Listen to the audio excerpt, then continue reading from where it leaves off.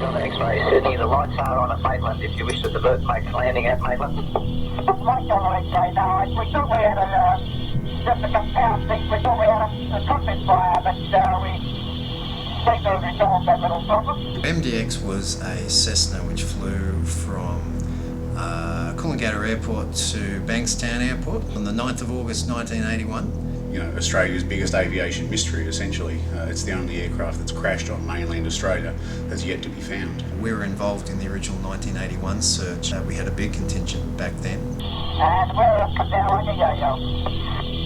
I got an X-ray, Roger.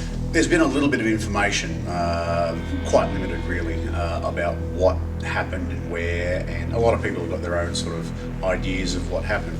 What's new for this search is that Police Rescue have really come on board in a big way, and this has allowed us to research the evidence behind this crash to a much greater detail than we've ever been possible to do before. Okay, we conducted probably 2 recce's over the last couple of months, and they're extremely important to us because we're worried about safety for our people and also ease and access to actually get in and actually do the job. It's firstly establish a suitable location for a medical forward command post so that we can support the operation, and also look at medivac possibilities both from road and also helo options as well. Sydney, lights on the X-ray, we have a little bit of a problem in that our standby compass is swinging like 6 weeks ago, I found some stuff in the National Archives that previously hadn't been released, and it contained a lot of new information. It faded from Williamtown radar at that point, whether on page 43 of the National Archive. And going back and analysing it as close to accurately as possible, and then using some of the newer technology that's available today, like LiDAR, which wasn't available back in the original search day, gives us a better than average chance of finding it. We use Google Earth as a tool to visualise what the flight path looked over the ground, which means that you can have a look at how the altitude is tracking against the ground.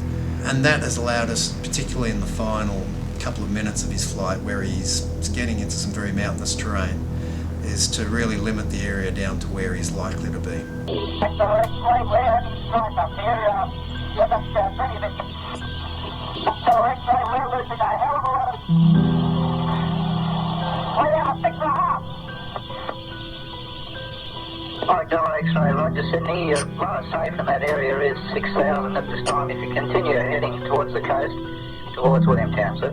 This year we're really excited with the State Rescue Board activity. We've got Police Rescue and the Police Rescue Squads across New South Wales. We've got the Rural Fire Service, State Emergency Service, Volunteer Rescue Association, with the WISEN, it's the VRA Bushwalkers Wilderness Rescue Squad, it's National Parks and Wildlife, and the Ambulance Service of New South Wales, and also the Royal Australian Air Force. 2013 is really going to be the year for it because there's a concerted effort by a lot of professional organisations that have a bit of that not only have a professional but they also have a personal interest in finding it. So we'll be looking at our remote area firefighters only for this operation.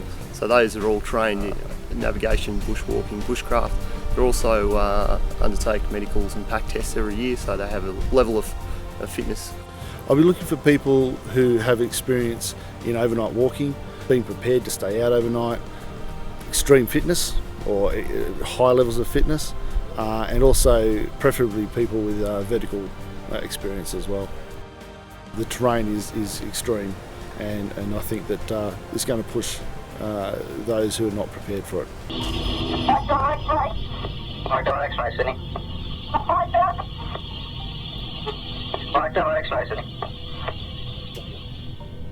It plays to my nature of wanting to know the end to a story.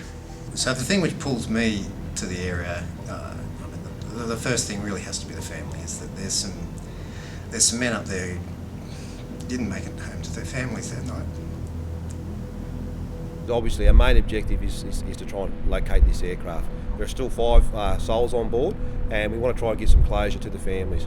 A secondary objective is to also exercise, coordinate and test all our land search and rescue capabilities in a remote area, because it's a very challenging and complex environment.